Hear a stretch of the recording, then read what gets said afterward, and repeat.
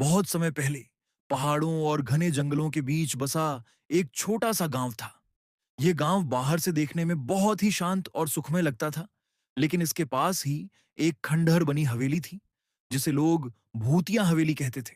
कहते हैं कि उस हवेली में कभी एक ठाकुर परिवार रहा करता था, जो बेहद अमीर और प्रभावशाली था। मगर अचानक आई आग ने सब कुछ बदल दिया। रात के अंधेरे में पूरी हवेली जलकर खाक हो गई और ठाकुर परिवार के सभी लोग रहस्यमयी ढंग से मारे गए।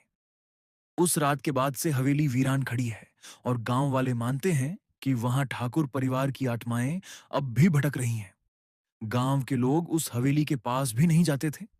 खासकर सूर्यास्त के बाद तो वहां पैर रखना ही पाप माना जाता था। कहते थे कि आधी रात को वहां से कराहने और चीखने की आवाजें आती हैं, जैसे कोई मदद के लिए पुकार रहा हो। पर गांव का अर्जुन नाम का एक युवक था, जो बेहद जिज्ञासु और निडर था। उसे भूत प्रेत की कहानियों पर कभी विश्वास नहीं था। उसके दोस्त अक्सर उसे चिढ़ाते और कहते, अगर तू इतना ही बहादुर है तो आधी रात को हवेली में जाकर दिखा। एक दिन उसने हंसते हुए चुनौती स्वीकार कर ली और बोला, ठीक है, आज मैं वहां जाऊंगा और सबको साबित कर दूंगा कि ये सब बस लोगों के दिमाग की बातें हैं। रात गहरी हो चुकी थी। आसमान पर काले बादल छाए थे और बीच बीच में चांद बादलों से झांक रहा था। चारों ओर सन्नाटा था। बस झींगुरों की आवाज और कभी कभी उल्लू की हूंट सुनाई दे रही थी। हाथ में टॉर्च लिए अर्जुन अकेला हवेली की ओर निकल पड़ा। जैसे ही वह हवेली के विशाल दरवाजे के पास पहुंचा, अचानक ठंडी हवा का झोंका उसके शरीर से टकराया। दरवाजा जंग खाकर खुद ब खुद करकराने की आवाज के साथ खुल गया। अर्जुन के कदम धीमे हो गए, लेकिन उसकी जिज्ञासा उसे अंदर खींच रही थी। अंदर घुप अंधेरा था।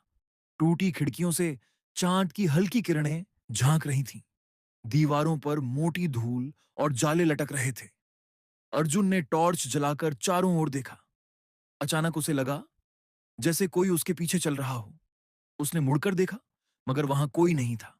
वह आगे बढ़ा और टॉर्च की रोशनी दीवार पर डाली तो वहां ठाकुर परिवार की एक पुरानी तस्वीर टंगी हुई मिली। अर्जुन तस्वीर को ध्यान से देखने लगा, लेकिन अचानक उसके सामने अजीब सा नजारा हुआ। तस्वीर में बने चेहरे धीरे धीरे विकृत होने लगे और उनकी आंखों से खून टपकने लगा।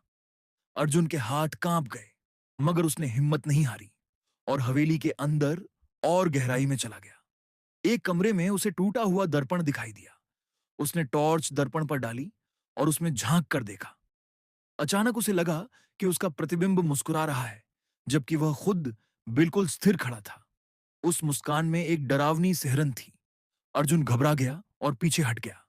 तभी उसे महसूस हुआ कि उसका प्रतिबिंब जैसे दर्पण से बाहर आने की कोशिश कर रहा हो। उसने आंखें बंद की और खुद को संभाला, फिर धीरे धीरे कमरे से बाहर निकल आया। जैसे ही घड़ी ने 12 बजी, हवेली में अचानक हलचल शुरू हो गई। दरवाजे अपने आप बंद हो गए और कमरे की दीवारों पर रखे पुराने दिए और मोमबत्तियां अपने आप जल उठी।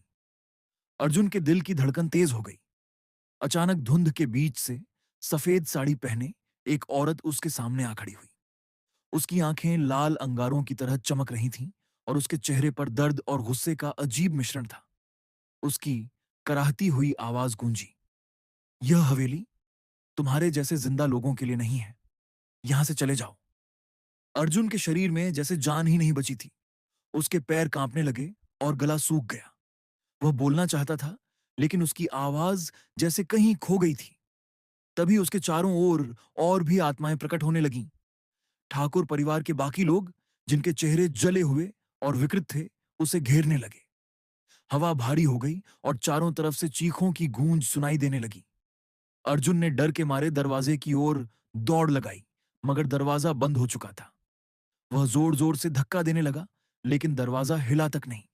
पीछे से वह औरत धीरे धीरे उसकी तरफ बढ़ रही थी। उसकी सांसें अर्जुन के कान के पास महसूस हो रही थीं।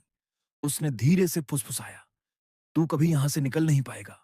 अर्जुन की आंखों से आंसू निकलने लगे। तभी उसे याद आया कि उसकी जेब में उसका भगवान का छोटा सा ताबीज है।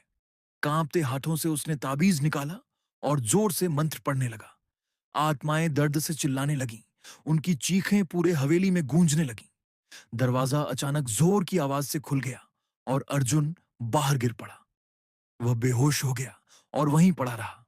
सुबह जब गांव वाले वहां पहुंचे तो उन्होंने अर्जुन को हवेली के दरवाजे पर बेसुध पाया। उसके हाथ में अब भी ताबीज कसकर पकड़ा हुआ था। जब उसने आंखें खोलीं तो उसके चेहरे पर भय साफ झलक रहा था। उसने कांपती हुई आवाज में कहा, वह हवेली सच में भूतिया है। वहां इंसानों की जगह आत्माएं रहती हैं। उसकी बात सुनकर गांव वालों के रोंगटे खड़े हो गए।